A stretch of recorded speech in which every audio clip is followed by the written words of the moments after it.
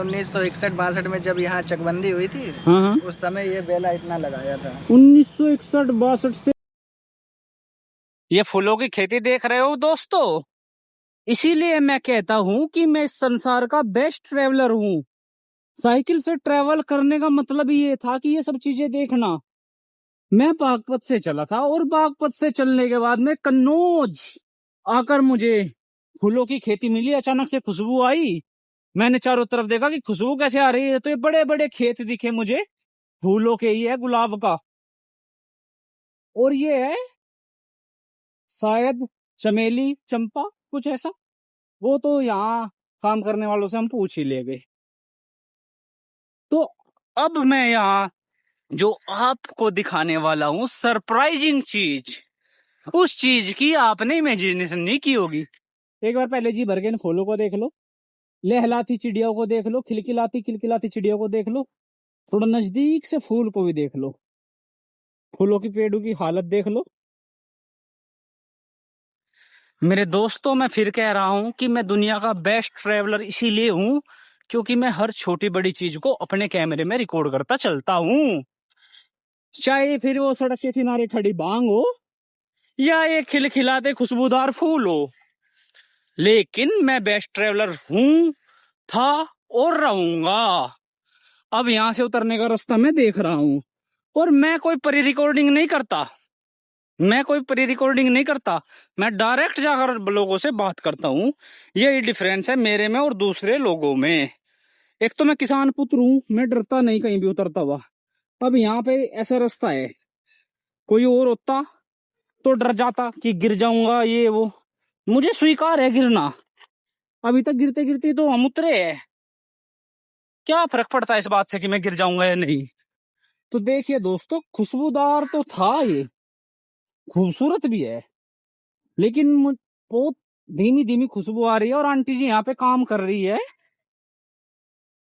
और ये कोई प्री रिकॉर्डिंग नहीं है, ये लाइव चल रहा है सब कुछ। आंटी जी यहाँ पे काम कर रही है, अभी आंटी जी से ही जाकर पूछेंगे हम ये क्या है क्या नहीं है। फिसलन भी है, नहीं कोई दिक्कत नहीं। तो भैया ये खेती जो है ये कितनी पुरानी हो गई, ये एक बार लगाई जाती है या? ये हमारे पिताजी ने 1961-62 में जब यहाँ चकबंदी हुई थी, हाँ, उस समय ये बेला इतना लगाया था। 1961-62 से अब तक चल रही है खेती। हाँ, इसे कहते हैं खेती।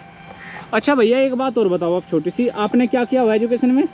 अभी हमने यहाँ हाई 10, 12 बी फार्मा और बस इतनी। B pharma Rama university Kanpur से की है सर। और तो हम उस देश में हैं जहाँ किसान पुत्र बी फार्मा की डिग्री भी रखते हैं, हमें हल्के में मत लो। भैया यहाँ पे तो दूर दूर तक का बस यही खेती है ना, सबकी हाँ, इतने पुराने हैं यहाँ पे? सबके इतने पुराने हैं, लगभग मतलब 60-70% लोगों का बेला सब इतने पुराने हैं। अच्छा, हाँ, मतलब वही 60-70 का बीच चल रहा है इसमें। हाँ। तो लोग कहते हैं कि हमने अपनी संस्कृति छोड़ दी या वैज्ञानिक प्रभाव में आकर बदलाव कर लिए। गलत बात है, हमने बदलाव नहीं किए। कुछ लोगों ने जो बदलाव किया आप उसे बदलाव नहीं कह सकते। अब 60 से 70% यहाँ सबकी 1900 के दशक की है, 1960-65 के दशक की है। तो इतनी पुरानी खेती है और अब तक का संभाल के रखी है, तो फिर गुण में क्या ही परिवर्तन आएगा, वही पेड़ है, वही सब कुछ है। लेकिन हाँ, थोड़ा सा चेंज ये मान सकता हूँ मैं कि फर्टिलाइजर्स का यूज अब वक्त के साथ साथ होने लगा है, ये मैं मान सकता हूँ। लेकिन भैया आपके यहाँ पे तो फिर भी कम होगा फर्टिलाइजर, क्योंकि इसमें तो इतना नहीं चाहिए होगा। हाँ, इतना नहीं है, लेकिन हम लोग अब क्या करें, समय के साथ करना पड़ता है ना। तो अगर नहीं करेंगे तो इतनी ये फसल औद्योगिक नहीं बन पाएगी ना, इसलिए। अच्छा भैया, वैसे ये कितना बीघा फसल है? ये हमारे यहाँ से लेकर इतनी 3-3.5 बीघा करीब है। तो ये टर्नओवर कितना होता है इसका साल में? ये टर्नओवर हो जाता है करीब 7-8 लाख का। 3 से 3.5 बीघा का टर्नओवर है फूलों की खेती में, 7 से 8 लाख का। अब आप अंदाजा लगाइए कि पश्चिमी उत्तर प्रदेश के गन्ने के खेत में और यहाँ कितना फ़र्क है। अगर पश्चिमी उत्तर प्रदेश का किसान भी इसकी फार्मिंग करे, लेकिन उसके पास में क्या लैब वगैरह नहीं होगी। अब यहाँ पे तो लैब वगैरह है, कन्नौज को इत्र की नगरी बोला जाता है। तो 7 से 8 लाख पर मत जाइए, लालच बुरी बला है। आप देखिए कि किस क्षेत्र में किस चीज़ की इंडस्ट्री है, किस चीज़ की नहीं है। तो वैसे ही इनके यहाँ पे गन्ने वगैरह नहीं है, भैया आपके यहाँ पे और कोई सी फसल भी होते हैं इन यहाँ फूलों के पे अलावा? गन्ना केला सब होता है सर। गन्ने के खेत तो भाई दिखे नहीं। गन्ने के खेत यहाँ पर नहीं, यहाँ से थोड़ी दूर 5 किलोमीटर दूर हैं गन्ने के खेत। तो कितने का भी गली कट जाता है वहाँ से, पता हो आपको? इतना तो सर नहीं पता, वो वहाँ पर मान लो थोड़ा दूर है, 4-5 बीघा 4-5 मतलब 4-5 किलोमीटर दूर है, तो वहाँ पर हम लोग आ जा नहीं सकते ना, दूर है तो पता नहीं। पर यहाँ गन्ना। तो कन्नौज में आकर कुछ अलग जो सीखने को मिला वो मुझे शायद कितनी ही किताबें पढ़ने के बाद भी पता ना लगता। तो दुनिया की अगर कोई यूनिवर्सिटी है तो संसार है, और दुनिया की किताब है तो हर इंसान है। भाई ने जो ज्ञान दे दिया वो मुझे कहीं नहीं मिलता। किसी किताब में नहीं लिखा होगा कि इतने पुराने पेड़ भी आज भी चलते हैं। आंटी बोले कि हम कैमरे के सामने ज़्यादा बोल नहीं पाएंगे, तो चलो ये भाई है यहाँ पे स्प्रे मारने लग रहे हैं, भाइयों से ही पूछ लेते हैं, क्योंकि हमें तो सीखना है। अंकल से सीखे, आंटी से सीखे, हमें तो जानकारी लेनी है। किसी से भी सीखे, हमें जानकारी से मतलब है, हमें मतलब है अपने जीवन में सुधार से। किसी से भी हम पूछे, हमें तो सीखना है।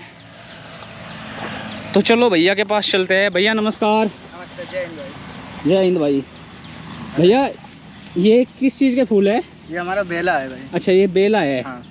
तो आप इसको तोड़कर कहाँ ले जा रहे हो? ये हम लोग ले जा रहे हैं कन्नौज में एक आनम ट्रक चलती है, जिससे ये सेंट छोटी पैकेटों में या बड़े पैकेटों में सप्लाई होता है वहाँ से। अच्छा, तो ये फ्रेश सप्लाई होता है, इसकी दवाई वगैरह बनती है? नहीं, ये दवाई और मतलब हर एक मटेरियल में काम होता है। अच्छा अच्छा, फ्रेश में भी जाता है? हाँ, दोनों में। और इसीलिए कन्नौज को इत्र नगरी बोला जाता है। हाँ हाँ। मैं वहाँ से जा रहा था तो मुझे खुशबू आई, मैं फिर देखा कि गुलाब के भी है और ये भी है, लेकिन ये मुझे चंपा के लग रहे थे। नहीं, ये चंपा का नहीं है। चंपा का थोड़ा इसमें जैसे ये कली थोड़ी छोटी है। हाँ हाँ। चंपा का कली जो होती है इसकी डंडी थोड़ी बड़ी होती है, ये फर्क है। अच्छा हाँ। अच्छा भैया, आप यहाँ पे अभी स्प्रे भी कर रहे थे थोड़ी देर हाँ, पहले? ये मेरा चाचा का लड़का है, ये अभी स्प्रे कर रहा था। अच्छा, तो भैया स्प्रे में क्या स्प्रे कर रहे थे आप? इसमें मतलब ये कि जैसे कीड़ा ना लगे। अच्छा अच्छा। हाँ, अगर कीड़ा लग जाएगा तो बरसात में कीड़ा लगेगा तो जल्दी ये कली हमारी मतलब खराब हो जाएगी, जल्दी खत्म हो जाएगी। तो भैया वो कौन सी दवाई होती है स्प्रे की उसमें? इसमें मतलब काफ़ी प्रकार की दवाई होती है, जैसे हर एक, जैसे भुनभुना की अलग दवा, कीड़ा की अलग दवा, मतलब कई प्रकार की दवा हम लोग डालते हैं इसको बचाने के लिए कीड़ों से। तो यहाँ पे थोड़ी सी निराशा हाथ लगी, पर मैं दुनिया का सबसे अच्छा ट्रैवलर हूँ तो मैं आपको सच्ची बात ये बताता हूँ। सिर्फ देखिए, केमिकल यहाँ भी है। आजकल जो भंवरे दिख नहीं रहे उसका एक कारण ये भी है, क्योंकि अगर ये ऑर्गेनिक करने लगे तो ये खाएंगे क्या, कमाएंगे क्या? तो सिचुएशन बहुत ख़राब है हमारी, हमारे सामने कंडीशन बहुत ज़्यादा है। ये करना भी चाहे कि ऑर्गेनिक करेंगे, लेकिन कर नहीं पाएंगे, क्योंकि बरसात के सीज़न में भैया इसमें मतलब देखिए, अब कीड़े दिखाता हूँ मैं आपको। ये रहा कीड़ा, देखिए ये लगा हुआ है कीड़ा, ये देखिए। सही। तो ऐसे ही कि मैं भी एक किसान पुत्र हूँ, तो हम समझते हैं चीज़ों को, लेकिन हाँ, हम एक काम कर सकते हैं कि ऑर्गेनिक तो पॉसिबल नहीं है, खासकर इस क्षेत्रों में, क्योंकि यहाँ पे देखिए आप ज्वार खड़ी है, 4 पेड़ ज्वार के खड़े हैं। अगर हमारी तरफ पश्चिमी उत्तर प्रदेश से इसकी तुलना की जाए तो एक बांस जितनी जगह में ये सारी फसल आ जाएगी, क्योंकि वहाँ की ज़मीन में ताकत है, यहाँ की ज़मीन में ताकत नहीं है। देखिए काई लगी हुई है यहाँ पे बारिश में पानी सोखा नहीं जाता ज़मीन से, काई लगी हुई है। तो गलती इनकी नहीं है, गलती है सिर्फ वक्त की थोड़ी सी। नहीं, इन्हें भी कोई मज़ा नहीं आता ऐसे स्प्रे मारने में। कौन अपनी मेहनत मारना चाहेगा कि बार बार स्प्रे मारे या कुछ करे? तो भैया जितने और कितने प्रकार के फूल होते हैं यहाँ पे? बेला, गुलाब, कली, हर एक प्रकार की वैरायटी यहाँ पर है। मतलब कन्नौज में सब कुछ होता है, सारे फूल? हाँ, सारे A to Z सब कुछ। अच्छा अच्छा अच्छा। हाँ। तो भैया ये आम वगैरह के पेड़ भी लग रहे हैं, इन पे आम आ जाते हैं? हाँ, इन पे सब पे आम आते हैं, इस पे भी आम आते हैं, ये सब पेड़ों पे आम आते हैं बाकायदा। इसमें खजूर आते हैं, इसमें सातूत। अच्छा, खजूर भी आते हैं? हाँ, खजूर भी इसमें आते हैं, सतूत भी आते हैं। हाँ, इसमें ये पीछे है पेड़ सातूत तो का। आप भले ही कृषि की दृष्टि से धनी ना हो, लेकिन फलों की दृष्टि से तो आप धनी हो पूरे, हाँ भाई, है ना? क्योंकि हमारे साइड में वेस्ट यूपी में क्या है, इतना पोल्यूशन हो गया कि वहाँ पे अगर आम का पेड़ लगा दिया तो वो मोड़ आते उसका झड़ जाता है। अच्छा अच्छा, क्योंकि पोल्यूशन इतना ज़्यादा है। हाँ, पोल्यूशन इतनी कंपनी है तो फिर। हाँ, ये भिंडी वगैरह भी आपने लगाई हुई है? ये भिंडी है, अभी मतलब तोड़ ली, ये देखिए अभी मतलब दूसरे तीसरे तोड़ लेते हैं हम लोग। अच्छा अच्छा, दूसरे तीसरे दिन ये घर के लिए लगाई है? हाँ, ये हमारे अपने लिए है। तो इसमें थोड़ी ना आप स्प्रे मारते होगे?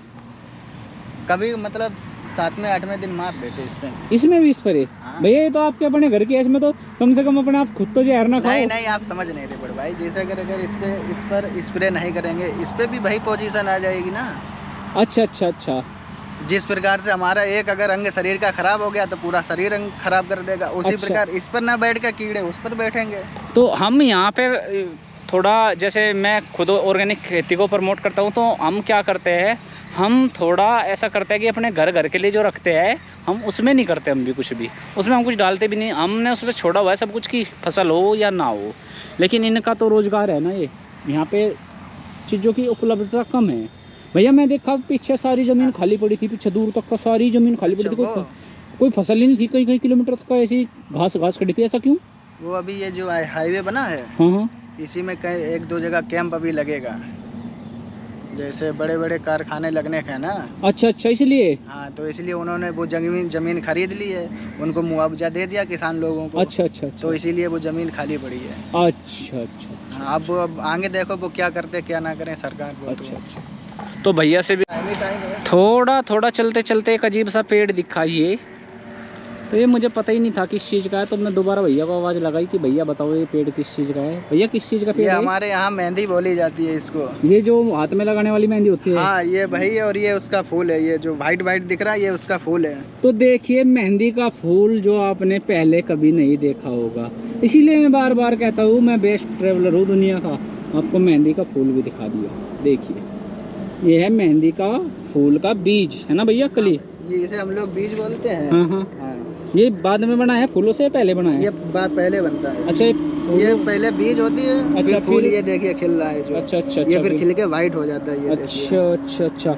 और भैया इससे मेहंदी कैसे निकालते हो आप? इसको मेहंदी निकालने के लिए पहले इसको यहाँ से जैसे खींच लेंगे ये पत्ती को। अच्छा। इसको मतलब कूटते हो फिर? हाँ, कूटते हैं, फिर ये मेहंदी बन जाती है, जो मेहंदी करके रंग मतलब अलग अलग क्वालिटी में भर के सप्लाई कर देते हैं। अच्छा। फिर वो तो डाई वगैरह जो प्रोसेस होता है वो तो बाद का कारखानों का काम है आपका। नहीं। तो ये मेहंदी के पेड़ इतने सारे लगे हुए हैं आपके? ये सारे? ये सब हमारे हैं ये सब। अच्छा। यहाँ से वहाँ जहाँ सब उतर रहे थे, हाँ, वो भी हमारे हैं, ये सब यहाँ से लेते हैं ये सब। अरे आपने तो खजाना छिपाया हुआ भैया छोटे से खेत में। हाँ बड़ा भाई। तो देखिए जब बाहर निकलोगे तो काफ़ी कुछ चीज़ें देखने को आपको मिलेगी। और इसी के साथ ही मैं इस ब्लॉग की समाप्ति करता हूँ। मेरे चैनल को लाइक शेयर सब्सक्राइब कीजिए। थैंक यू, धन्यवाद। हरिओम तत्सत, राधे राधे, हर हर महादेव। काफ़ी